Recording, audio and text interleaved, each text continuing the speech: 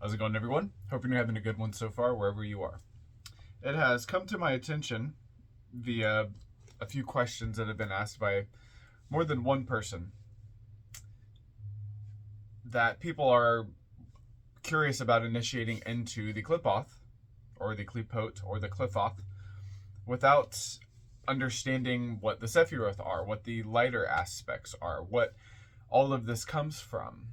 We have people who are skilled in magic and understanding of trance states and pathworking, so to speak, and more of a shamanic capacity, or we have people who are coming from perhaps another underworld tradition, and they are wanting to get into this one as well, but they are curious about where this comes from. They're curious about what the light side is, how it has any relevance to the night side, or the other side, so to speak. So we are going to get into that. For those of you who are unfamiliar with the Tree of Life, this is the structure here. This is what we're referring to when we talk about the Tree of Life most of the time. Not Yggdrasil. This is the Hermetic or the Kabbalistic Tree of Life. Not that Hermetica and Qabalah are synonymous, but they do go hand in hand a lot of times. So this is what we're talking about, this structure here. Now, for those of you who are interested in getting into this, either parallel or even tangential to this video, some source material that you could cover in your own time if you wanted would be the Sefer Zohar and the Sefer Yetzirah, the Book of Splendor, the Book of Formation, which detail the natures and the formations of the paths, you might say. There is also Paths of Wisdom by John Michael Greer, which is, we're going to be working out a lot of this for this video, I imagine. There is Mystical Qabalah by Dion Fortune. There is Magical Qabalah by Frater Barabbas. There is The Tree of Life by Israel Regardi, and I feel like I'm missing one. But Paths of Wisdom, Magical Qabalah, Mystical Qabalah, Tree of Life, Sefer Yetzirah, Sefer Zohar. There's plenty of good books out there on Qabalah, but those are the ones that come to mind. Now, first of all, let's talk about all of the different spellings of Qabalah or Qabalah, and what they might mean, why they might have different spellings. And yes, sometimes in the Hebrew Jewish spelling, sometimes there's a second B in Qabalah. Now, what it means when you see it with a K, to some people, is that is the original Hebrew or Jewish understanding of the art, of the practice, of the philosophy and science, if you will. When you see it spelled with a C, this tends to be sort of a Christian mystic understanding. The Kabbalah was passed through the Renaissance, and then some Christian mystics like Saint John and Meister Eckhart, etc., sort of worked their way through it.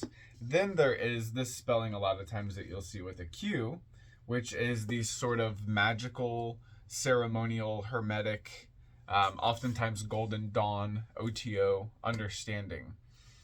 For those of you who don't know, the Golden Dawn and the Ordo Templi Orientis were magical orders. Still are, according to some, who were mixed in with Freemasonry and Rosicrucianism and stuff like that. Okay, moving on. Some of the different ways that it is spelled has different meanings. So when we get into the spelling of Chaf, Bet, Lamed, which is sort of the K spelling, Chaf or Kaf, what this means, in my interpretation, because the word Lamed, the letter Lamed in Hebrew, has a letter meaning and a number meaning. So Lamed, I always forget if it's 40 or 50. It's actually 30, Kaf Lamed. Yeah, that makes sense. So the letter Lamed is also the number 30. But what it means is a sort of prod or a goad, or even like a lasso or a whip. And what that relates to me is the idea of control, the idea of inspiration. Then we have the letter bet, which represents a beginning or a house or coming from. So we'll have house or from. And then we have the letter chaf or kaf, which is a lot of times seen as an open hand that is giving something, or a palm. Okay, so this we'll call this an open hand. So in this case, the open hand can be giving or receiving something. Well, what is it giving? It is giving control. So one of the interpretations of this is control or inspiration that comes from the open hand, which is is tradition, essentially. Okay, anytime something is handed down, it is housed in it, or it comes from the open hand. An alternate spelling is with kof, which is essentially the letter. It's anglicized. It's Latinized as the letter Q. And what this spelling means, because kof is the back of the head. So, or kof also means monkey if we spell the whole letter out. So that's an interesting thing there. Now we have control or inspiration or guidance that is housed in the back of the head, which is really freaking interesting, because a lot of this comes from intuitive practice, artistic licensing, you might say. So I thought that was interesting. I wanted to share that with you. The idea that tradition, the word Qabalah is often translated as tradition. Well, that might be one of the reasons why. Now, moving on, back to the structure of the tree. This seems pretty complicated if you're just getting into all of this and you are trying to figure out what does all of this mean. Well, don't try to just, you can, especially if you're gifted in memory. Don't just try to memorize it all at once, because there's a lot that's happening here. The first thing that is typically discussed is the trinity of triads. So we have a triangle, and a triangle. And we could think of this as like sort of the toenail or the hair or the tail of this triad here. The first triad represents the spirit. It's more than that, but we will keep it simple. So here, in this first triad of Keter, Hokmah, and Binah, this is the way that the energy comes down the tree. It's called the lightning flash. And when we go up, it's called the serpent's ascent, back toward divinity, so to speak. The lightning flash is the path of the magician a lot of times, and the serpent's ascent is the path of the mystic. But you could honestly argue it either way if you wanted to. So the first trinity of Keter, Hokmah, and Binah relate to your spirit, to your higher, your innermost self, the jewel in the center of your lotus, so to speak. Then the next trinity that we have, or the next triad, represents more or less what's typically referred to as your soul. Okay? So here we have the first one and the second one. Then, one octave lower, we have typically what is thought of as the ego. Okay. This is our, not lowest self, but lower self. Okay. And this is this triad right here. Let me know if you have any questions in the comments. I'm kind of blowing over this pretty quickly, but most people who are on this channel already have this information, so I don't want to spend too much time on it. Then the last one at the very end, right here, represents physicality. Now, if we're talking about, this is kind of wrong, but if we're talking about the microcosm, this would essentially be like your body. If we're speaking macrocosmically, it would be the physical plane in general. Now,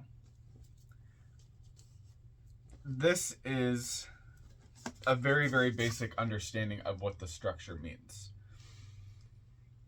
Learning to look at it this way can be very, very, very beneficial for you, because if you go straight into the minutia, if you go straight into all the little bits and pieces, it can be easy to forget that this relates to you as well, and that all of those little bits and pieces fit together. Okay? Now, another thing that I want to cover, but not too much, are the four worlds. In Qabalah,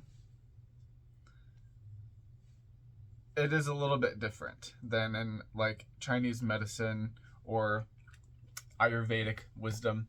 The elements are in different places. So we have in the first triad, we have the world of fire, and this world is the world or the plane or the field of Absoluth or Absolute. And this is sort of the, now we're speaking macrocosmically here. This is sort of the archetypal plane, you might say. This is where inspiration is. Then we have Bria, which is the world of congelation, and this is the world of imagery. If you were to create something, this would be the idea. This would be like the archetype of the idea. Like, oh, you want to build a bomb. Okay, so this is the idea of blowing something up. Then here we have, oh, okay, well, how am I going to do that? What is that going to look like? This is perhaps the astral plane. If this is the etheric plane, this is the astral plane. This is, okay, well, it's going to be this big. It's going to be made of these things. Okay, well, now you need a blueprint. You need a schemata. Well, that is the plane of Yetzirah, the plane of formation. This is where things start to come together in a conceptual way. And then we have the world of Asya, which is the physical plane. This is the actual bomb. This is the thing that you can hold in your hands that can clear a path or close a path. Now, again, this is very basic understanding. But this is very useful information because it ends up making a map of your soul. And also, if you're one who has been practicing through the lens of as above, so below, a map of the soul can also relate to a map of the cosmos. Cool. Now, breaking this down a little bit more, we have the spirit, the soul, the ego, the body. The spirit has pieces in this philosophy as well.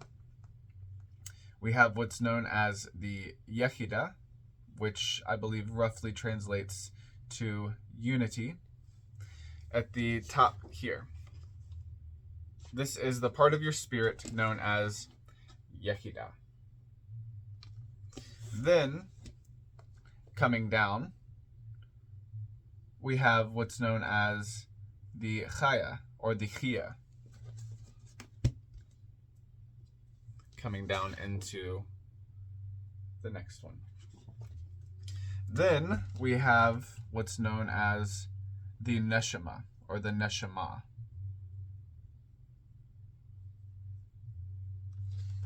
Okay? And this I like to think of as the listening fish. Shema, a different spelling. Shema means to listen, and the letter nun means fish. So neshama is it's not, but is sort of the listening fish, and we can do a lot of things with that. So this is the part of your spirit known as these are the parts of your spirit known as Yechida, Chaya, and Neshama. I drew a terrible triangle there. Moving on. I'm actually gonna try to make that a little bit better. Yeah, whatever. Moving on. Next, in this third triad, we have what's often referred to as... I'm actually going to show this image here in this book because this is awesome to think about it this way as well. Within the next spot, the ruach, which is essentially the soul, it's the breath, it's the wind. Ruach can also mean space. But the next part is where your imagination, your memory, your will, your emotion, and your intellect go. Now, in this book, I'm glad something was telling me to open this book, and I'm like, I know what they. Why do you want me to look at it? I know what they are. I forgot that in this work, it's not just a trinity. This actually includes the soul, the ruach from here to here. All 5 of these. Sometimes it's just here, and then the next part's here. But in this work, and in some cases, this whole area is known as the ruach. So what we have there are these 5 spheres. And this represents the will, the imagination, creativity. Will, imagination, emotion, intellect, memory, all of that stuff. So that is the ruach right here in this part of the tree. Now, the next part of the tree is what is known as the nefesh or nephesh, or I've heard it pronounced another way before, nipish. This is essentially, there's a couple ways to think about this. One way to think about it is your animal soul. Another way to think about it is your dream body. Another way to think about it is the both of those. The eshma or eshma, the energetic self. We have an astral double. We also have an etheric double. But I don't want to confuse things too much. Then after the nefesh, which is essentially your animalistic, instinctual, you could, it's where the ideas of vampires, and it's one of the places that the ideas for vampires and werewolves come from, is because of that part of our nature. Then, last but not least, we have what's known as the goof or the guv. And this is the body intelligence. And my understanding of that is it's the part of you that knows how many white blood cells to make. It's the part of you that knows how hard to squeeze your heart, how hard to pump your heart without popping your eyeballs out of your head or sucking them down your throat. Forgive the imagery, but yeah. We don't know how to do that with our intellect. Our body does. Our body knows how quickly to grow our bones. Our body knows how much bone marrow needs to be created at every second of the day. This is the goof or the guv, and it is a lot of the reason, I believe, where the name goofy or goof comes from, because someone who's only acting with their body intelligence is almost like a zombie. Alrighty, so we have covered the trinity of triads. We have covered the pieces of the person, so to speak. Now we will get into the actual, so this video might be a little bit longer, but I'm okay with that. Next, we will get into the Sephiroth themselves. And perhaps maybe even the other, they're all paths. So I guess we'll say the Sephiroth and the Derechoth or Derechim, the multiple ways, the multiple paths. So first we have Keter or Kether. This means crown. That is what this word means. I might be writing too largely to get all of this on here. Next, so this is Keter or Kether, and this means crown here. Next is Chokmah, which means wisdom. I'm just going to write the English translations instead. So we have Keter, which means crown. We have Chokmah, which means wisdom. Then over here we have Binah or Binah, which means understanding. I said I was going to write the English translations, not the Hebrew. Understanding.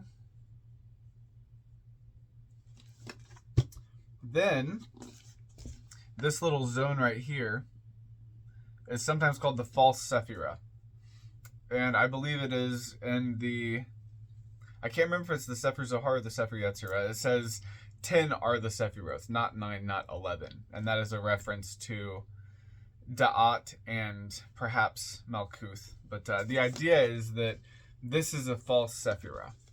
A false Sephiroth. I guess it would be a false Sephiroth because it's singular. This means knowledge. Da'at or Da'ath means knowledge. So remember that.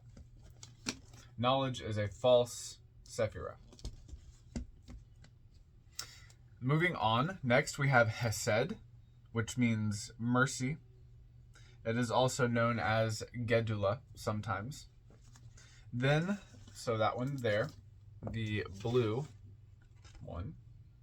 The next is the red one, which is Gebura or Gebura, which typically means strength.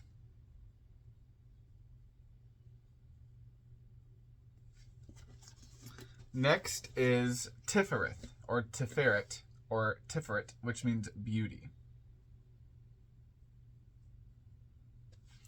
And where these are in formation can tell you a lot about the energy of these things. Like the fact that beauty is here and not here. That means something. Next, we have Netzach, which means victory. It can also mean eternity. Then we have Hod, which means splendor, typically, or capacity. Okay? So I'll actually draw the line as it's coming down too. So we have the lightning flash here coming from the crown to wisdom, to understanding through knowledge, to mercy, to strength, beauty, to victory, to splendor. Next we have Yesod, which means foundation. And it is one of the reasons why the sword and the stone is the sword and the stone. And then after foundation, we have Malkuth or Malchut, which means kingdom. Okay, so these are the English meanings of the words, and this is why they have the names that they have. Someone didn't just think, ooh, Keter, ooh, Kether, ooh, Keter, that's a cool name. It has an actual meaning. So, having that in mind, we will move on to the individual paths between the spheres. So we have covered these spheres here. Now we'll cover the idea of what the paths are. And we don't need to go through all of the paths to have a basic understanding. I think just knowing why they're there in the first place. The Sephirah of Hesed, or mercy. which is often called the fourth sphere, relates to the energy of Jupiter and also the fours in the tarot. Then we have the sphere of Gebura or Gebura, and it has the energy of Mars and the fives of the tarot. Now, a lot of people would say that these are contending forces, and sometimes they are, but they do find resolve in one place on the tree. They find resolve in one place in life. And in that place of our being, and in that place of the cosmos where they find resolve, that is what this path represents. That is where the path is located. And that path itself has the energy of the letter Tet in Hebrew, or Teth, which means serpent, okay? And for those of you who are geometrically inclined, remember that Nachash, serpent, and Mashiach, Messiah, have the same, they relate through gematria.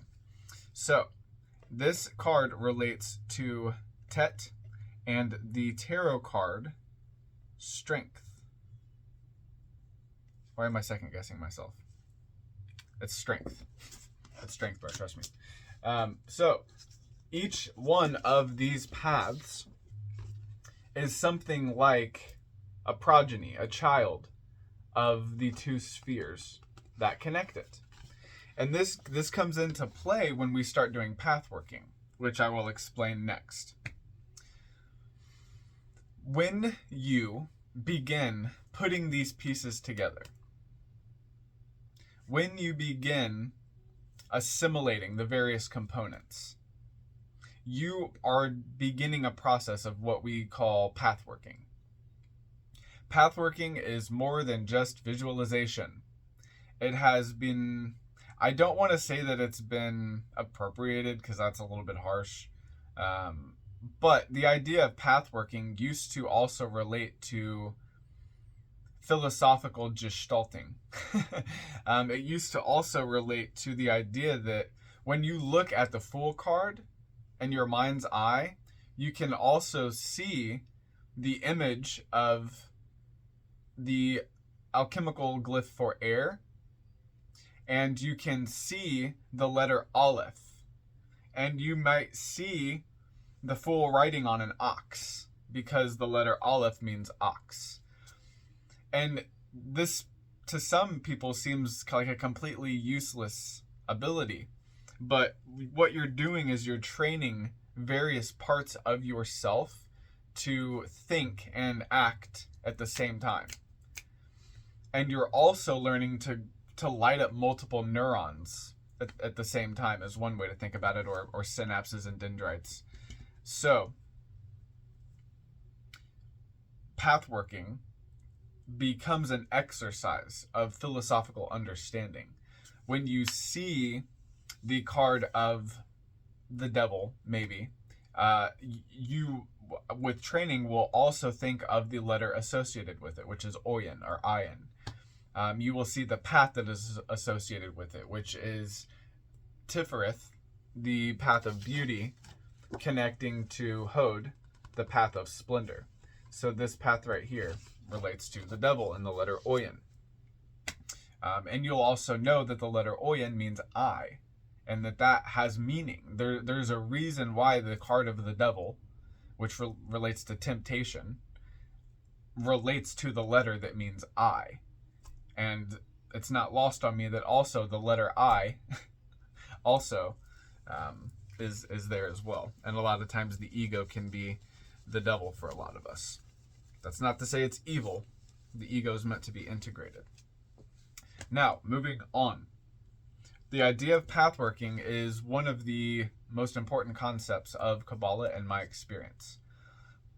Because this teaches us how to make connections with various energies. Imagine that you wanted to make a connection with Yesod.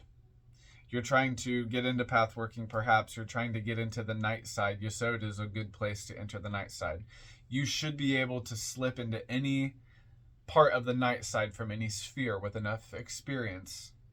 But for those of you just beginning, typically Da'at or Yesod are typically the most balanced and accessible. So, say you're wanting to get into the path of Yesod. Well, if you know that Yesod means foundation, then you can use something like a rock or a brick or a river stone as an altar for your working. That is one level of correspondence. And what we call correspondence is the idea that like the energy of Mars relates to war. That is a correspondence. The idea that when we think of Venus, we think of hearts or wine or things like that. These are correspondences. And when you connect correspondences, it's like plotting coordinates. You are really, really honing in on the specificity of the energy that you're trying to work with. So we have Yesod, which means foundation, and we know that, so we can use that.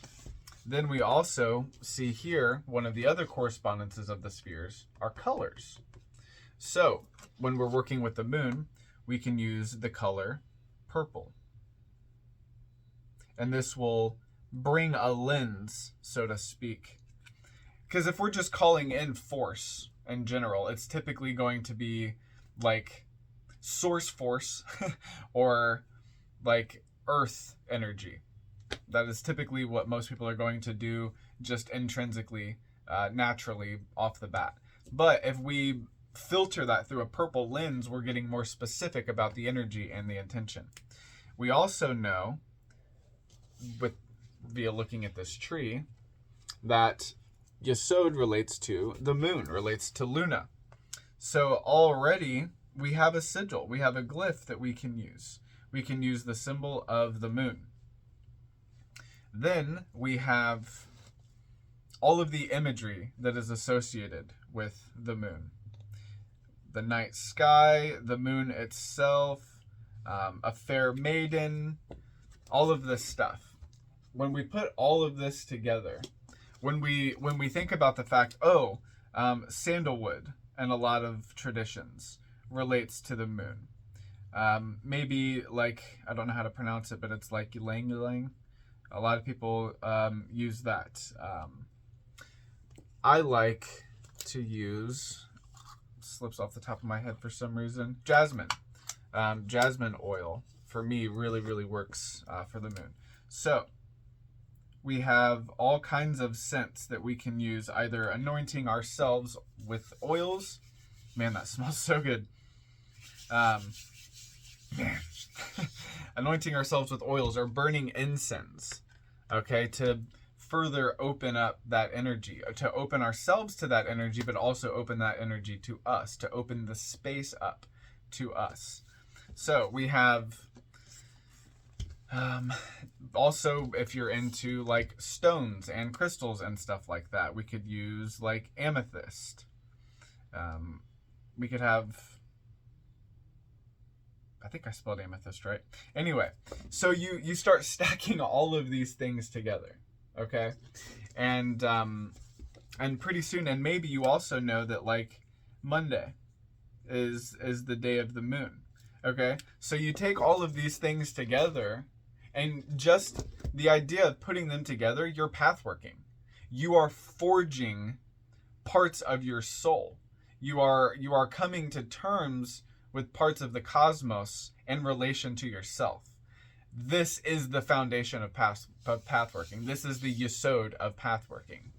The visualizations, all of that stuff, that comes later, that comes after, that is built on top of all of this. Yes, you can just pathwork. You can just create imagery, and that will be successful for you. But this is a way to do it in a more targeted manner. If you're wanting to climb a ladder instead of just like, I don't know, I don't know how else you would get up there without climbing. It's easier to slip. Well, and that's the thing, is if you're not climbing, there's a chance that you could slip into the opposite aspect of the Sephiroth, which is literally the klipot. It is the qliphoth. It is the shell, the husk of the light side. And this is one reason why I like to teach this in a sort of processional manner, is because if you learn this stuff in a gradient manner, it can be a lot easier to integrate if you're just sucking it all up at once. So you might even watch this video in a couple parts. Now,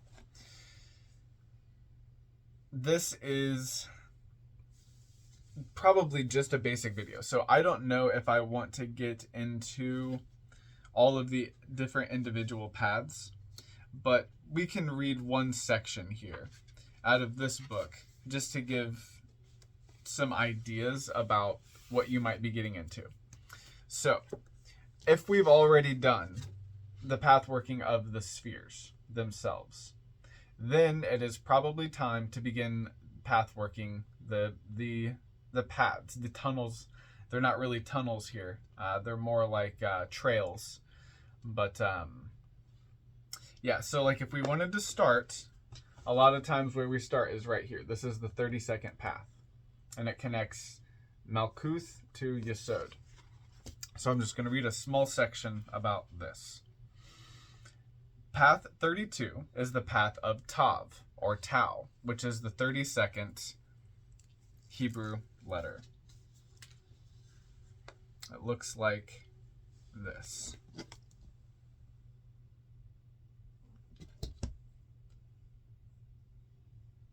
And it means a cross or a covenant, which is important here. All of this stuff has meaning. Nothing, maybe I shouldn't say nothing, but things tend to not be arbitrary in this science, in this philosophy. If the idea of a cross is placed on a path, it's something to consider. So, the name of God on this path, according to this, is Tetragrammaton Elohim, or Yehovah Elohim.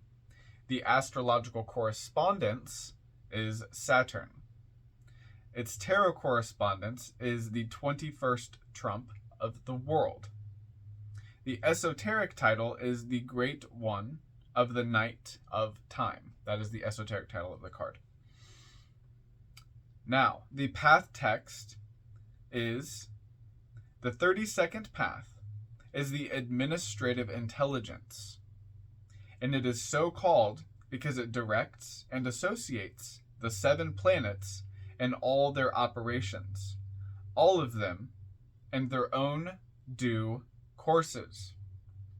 The mythological principle of this path is the descent into the underworld.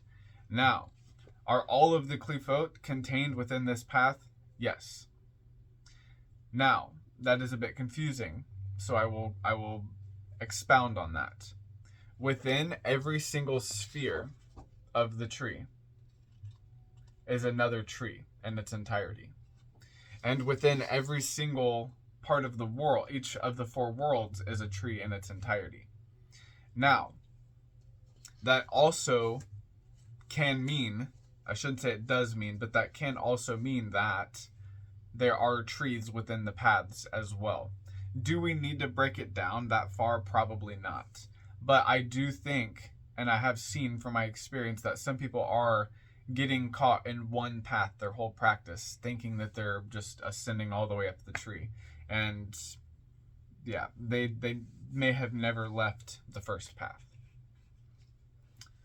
Now, the mythological principle is the descent into the underworld, and the experiences of the path are travel underground, descent, burial, underground rivers, crossing a narrow bridge, removal of garments or ornaments, relics of ancient times, and the starlit night sky. The entities of the path are monstrous beings, phantoms of the dead, the watcher of the threshold. Its magical image is an arch of a deep indigo color, with the letter Tav in brilliant white upon the keystone. The door within the arch bears the image of the trump 21. Its colors, and now we're getting into the four worlds and the different color scales. Its colors in Atziluth are indigo, in Bria, black, in Yetzirah, blue-black, and in Assia, black rayed with blue. Now, if you can imagine the image of blackness with streaks of blue, almost like what is that called? Like a tourmalated quartz. How the tourmaline just grows through the quartz. That is sort of what we're imagining. Blackness with blue streaking through it, basically. And this is envisioning this as a way to tune your frequency to that specific ray of consciousness. Now, we do get into some pretty deep stuff here. So I'm not going to read all of this.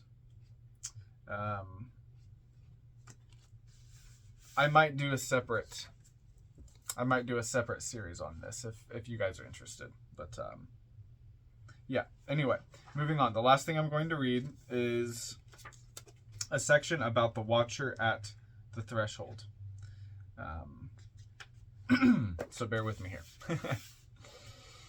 The Watcher at the Threshold. Before this, it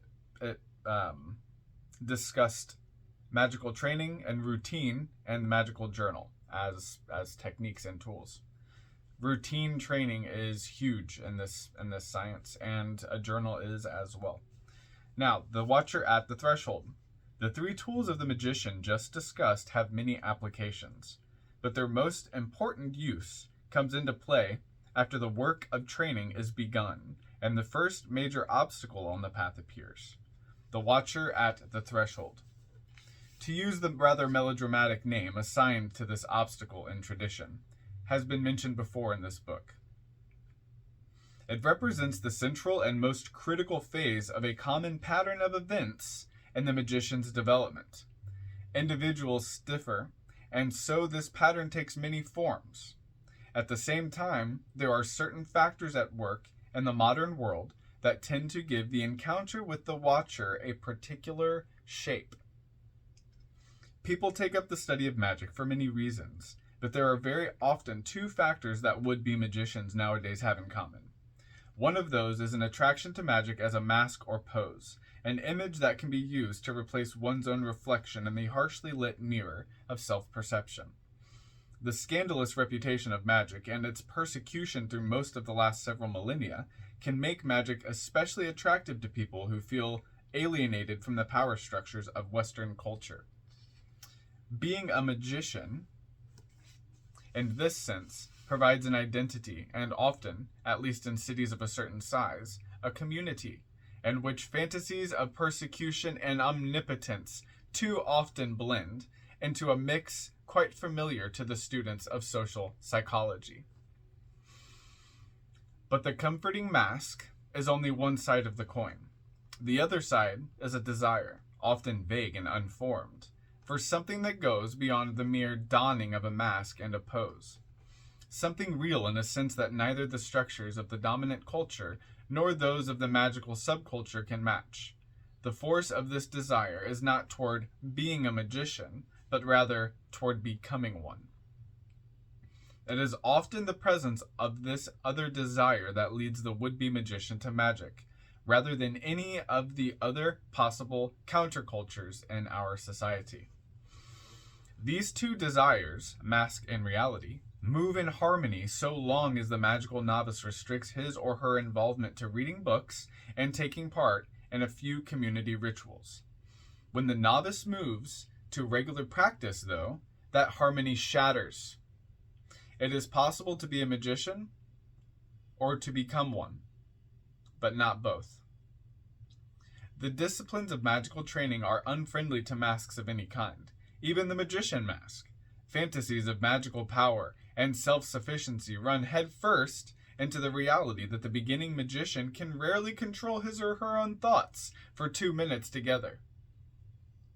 On a deeper level, the goal of most of the magical disciplines is self-knowledge, and it is precisely the fear of self-knowledge that is the motive behind every kind of mask. This fear, then, is the obstacle that must be overcome at or near the beginning of practical work. It can hide itself in any number of forms. Sometimes it disguises itself as boredom. And it is true that many basic magical exercises are dull. Sometimes it disguises itself as frustration. And it's equally true that many basic magical exercises are frustrating, even deliberately so. Sometimes it takes the form of some other interest, or a whole series of other interests, which lay claim to the time needed for magical practice. And it's true, of course, that magical training takes a certain amount of time out of each day. Sometimes, finally, it appears in its own form, as stark terror, rising up without warning, and as often as not without explanation, in the middle of some practice. Whatever its form, there is no way around it, and only one way through: perseverance. To abandon practices at this point, or even to change them significantly, is to be defeated by the watcher. To persist, despise boredom, frustration, the attraction of other activities, and the fear of change and growth, is to win. The watcher may return. There are often more masks than one to cast aside, but each victory makes others easier to achieve. It is here ultimately that the 3 basic tools of training mentioned earlier in this chapter come into play. All 3 are weapons against the watcher. So we have study, routine, and the journal. Study allows the novice magician to identify his or her experiences as part of a common pattern, and to face the watcher from the standpoint of knowledge. Routine helps the novice to keep going with the practical work of training despite the pressures the watcher may bring to bear. The magical journal permits each struggle with the watcher to be compared with previous bouts and carried on with the help of past experience. It is possible to win without these. It is possible to win through without these. It is possible to win, though, without these, but they make the process a great deal less difficult. Alrighty. I believe that is all for this one. We will do a quick recap for those of you who stuck around. We have this image here, which is called the Tree of Life. It is composed of 10 individual Sephiroth, which are called the Sephiroth or Sephiroth. Between those are 22 paths typically, although sometimes there are 24. They represent parts of your soul, but also the cosmos and the nature of existence in totality as well. There are the 3 triads, or sometimes they're broken up into 3, 5, 1. There's different formations, but we essentially have the spirit, the soul, and the ego. And then within that, we have the pieces of the spirit, which are the Yekida, Chaya, Neshama. Then we have the Ruach, which is essentially the soul. Then we have the Nefesh, which is like the animal soul. And then we have the Guf, which is the body intelligence. I believe Guf or Guv means cork, but I could be wrong about that. Was there anything else? The doctrine of correspondences, as it's sometimes known, is very, very potent. Learning your correspondences, so that is to say, knowing the color of the sphere and at least the planetary energy of the sphere and the sphere name, like Binah, meaning understanding, these can go a very, very long way into helping you just unconsciously open and unlock parts of yourself. It's very interesting how many people take on the practice of this study and never use it practically and still have positive benefits from it. Just the idea of aligning themselves and being able to categorize and assimilate different parts of yourself, or assemble rather, you assemble so that you can assimilate. Just the practice of doing that can untie a lot of knots and resolve a lot of cognitive dissonance.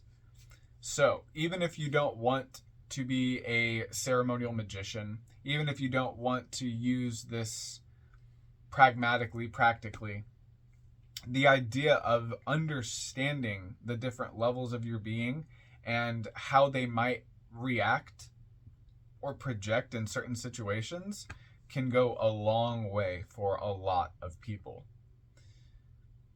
Just from personal experience alone with people that I've taught this information to, just seeing how their lives have come together just from literal rote memorization, it has this unconscious way of bringing order to you consciously. So I recommend studying this, even if you just learn the light side. But if you are also wanting to learn what's sometimes called the night side, this can also benefit you as well. Now, if you have any questions, comments, or concerns, please leave them below, or feel free to email me as always. I hope you have a good rest of the day, good rest of the week, good rest of the month, and what's left of the year. We're getting pretty close. Take care, and I hope to see you in the next one. Thank you for sticking around.